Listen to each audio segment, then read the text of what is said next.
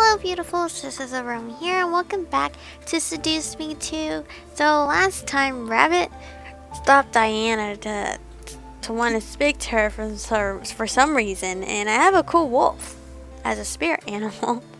I naturally furrowed my eyebrows. What was she wanting to talk about with Diana? Diana seemed confused as well, looking back to Rabbit but nodding nonetheless. Of course. I'll come here when you are finished. Thank you. Diana gave one more nod before turning back around and leaving the room. I looked to Rabbit, curious as to what they had to talk about. But if it was important to speak in private, then it was a matter I should keep my nose out of. Rabbit shook her head and smiled at me. Well now, where were we? I rolled my shoulder and looked to our two animal guardians, seeing them resting on the ground, patiently waiting for us. Were these really only used for battle? I looked back to Rabbit, curious to know the answer. Hey Rabbit. What is it? Are these guardians only meant for battle and defense? Rabbit shook her head and walked over to her bear, petting it softly, making a low but happy grumble escape from it. Think of these creatures as friends, whom we wish to protect us. A rabbit demon such as myself would benefit greatly from a bear companion.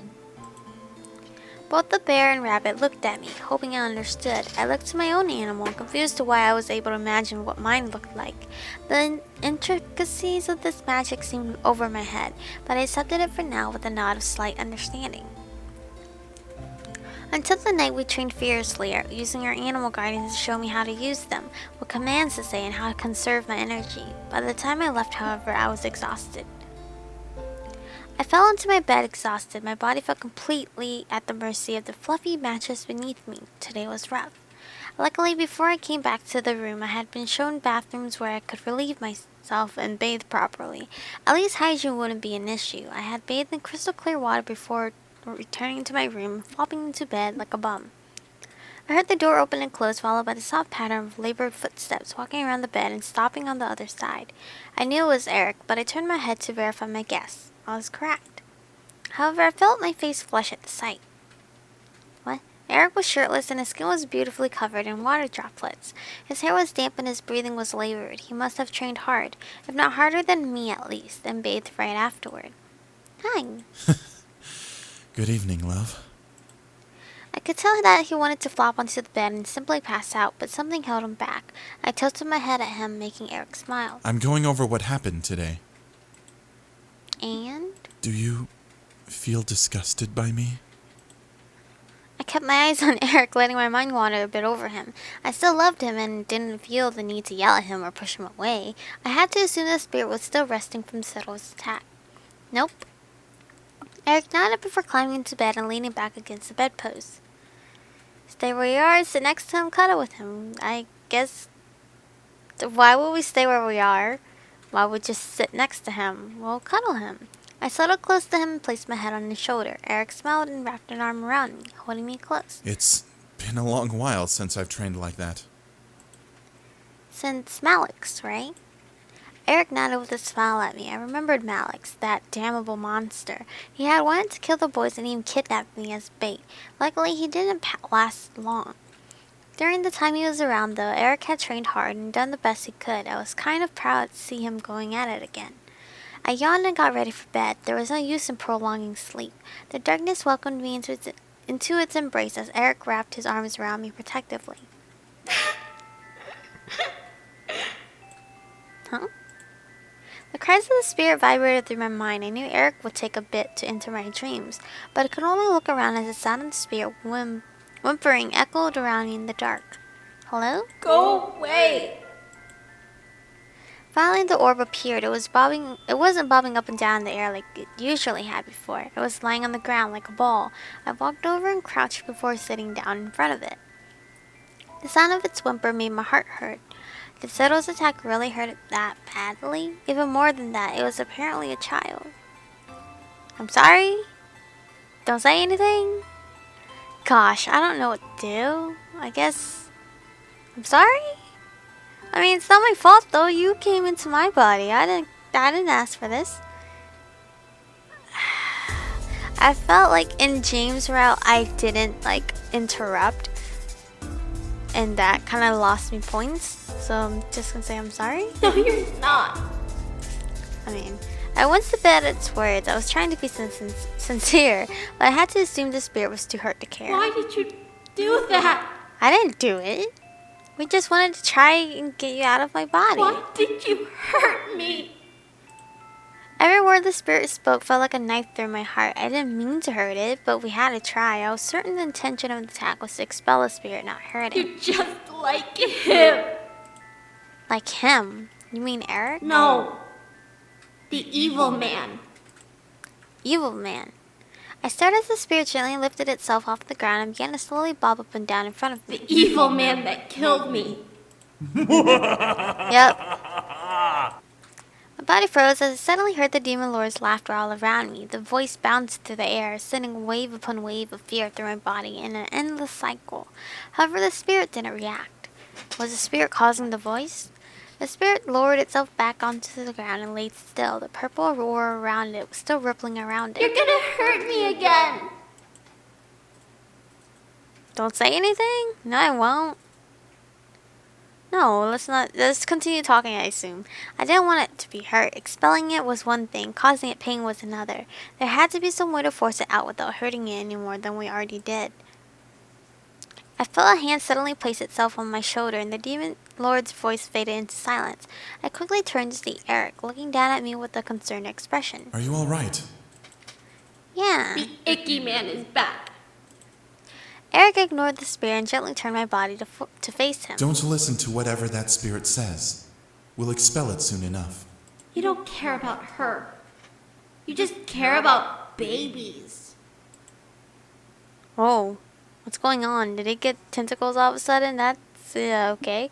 I stared as instinctively Erik summoned his tendrils, ready to attack, but his expression melted in concern. Something was holding him back, and it made me a bit worried. Was the spirit telling the truth? The spirit simply faded into the dark without continuing the conflict, leaving us alone. Erik? Yes, my princess? Do you want me to be pregnant? Or say nothing? No! You know, we might get bad ending on this, but I want to know. I had to know. He reacted so violently toward the spirit at the mention of children. Erik's face, however, contorted from the concern, it melted into a look of confusion. Where is this coming from? I just want to know. Erik sighed and nodded, making a small lump in my stomach harden. He really wanted me to be pregnant. Before I could speak, though, Erik raised his head with a kind and soft smile. I would be happy to have you bear my children and for you to be a wonderful mother, but not unless you want to. You would be the one bearing the burden the longest. My heart skipped multiple beats. I was shocked at his words. Erik continued. In the demon world, it is a regular occurrence for incubi and succubi to breed as often as possible. It's only natural that I'd want children, princess. However, you are a human, and even more so, you are the one I love. I obey your every command. Aww. Before my eyes, Erik slowly wrapped his arms around my form and kissed my forehead. The warmth of his embrace made my entire body melt, but I wrapped my arms around him in return. We're not even married yet. We can probably wait until after we say our vows before we think about children. A small laugh erupted from me as I nuzzled Erik's chest. He was right. We didn't have to think about it now. I shouldn't have let the idea get to me. Right. Awkward laugh. I nodded in reply, just wanting to completely immerse myself in Erik's arms. The night passed by and morning rose. To my surprise, I woke up alone. I scanned the room for Erik, but I found myself in the room by myself. Erik? He left to go train with his brothers, sweetie. Hi, Diana. I turned my head to the sound of Diana's voice. The door was open with Diana standing in the archway, holding a tray of pancakes. My stomach growled at the sight, but something in my heart felt giddy as well at seeing Diana with food. Here, something warm today. Thank you. Diana passed me the plate as I began to eat. I knew that I had to work hard myself today, so I needed all the energy I could get. Diana, however, watched me as I ate. As her gaze got the better of my nerves, I looked at her with a confused look. What? Do you know the child that's in your body? I shook my head, making Diana press her lips together in an irritated line. I felt a little bad that I couldn't be of more help, but the spirit didn't have a name, at least not one I knew of. Diana shook her head and leaned against the wall, crossing her arms and legs. Well, we'll be able to expel it soon enough. I have Shadow in charge of figuring out how to sever the ties that spirit has on your body and forcing it free. My mind instantly froze. My memory brought up images of the crying spirit and the tears it wept as it had entered my dreams. Would this new method hurt the spirit? Will it hurt the spirit? Diana stared in shock at my question. You're concerned for the spirit's safety over your own. We really heard it last time. It was crying. Diana clicked her teeth and shook her head. That spirit is clinging to you and using its emotions to make you feel sorry for it. It wants you to love it, so you will let it stay in your body. Oh. Was that really the case? A child who is hurt cries mostly when they are seriously hurting. What if Diana was right? What if it was trying to manipulate me? Lies. Little children cry over anything. Like, I saw a kid fall on his face. Well, not technically his face, but he fell over and he started crying. Like, and then, like, once the dad picked up the boy, he stopped. He wasn't hurt. He just wanted attention. There were too many questions in my head. I shook out my thoughts and continued to eat, finishing the pancakes. Diana pushed herself off the wall and began to leave the room, but stopped to look back at me with a concerned face. Does the spirit ever enter your dreams? Yes, it does. Diana stared at me for a moment, most likely trying to form her thoughts into words before speaking. When she did, I couldn't stop myself from going wide-eyed. You know, there is a way we can stop the spirit from communicating with you until we can expel it. I stared in shock. Why wasn't this brought up before? Diana grimaced at my expression and sighed. The spirit is a child, and is most likely repulsed by romance and sex. Am I correct? Yeah, but what does that have to do with stopping it? The spirit is feeding on and using your energy. The only way to stop it is to drain yourself of energy. She wasn't serious, was she? She expected me to give Erik all of my energy all the time? What about my training? Diana turned fully to me and crossed her arms. Essentially, after training, give your remaining energy to your fiancé. Kiss, hug, fuck, it doesn't matter. As long as your energy is completely drained. You'll sleep, and because you'll have no energy, the spirit won't be able to appear in your dreams. You'll have an empty sleep. It made sense, but at the same time, I felt a little out of place. Erik needed my energy to survive, yes, but to give him all of my energy?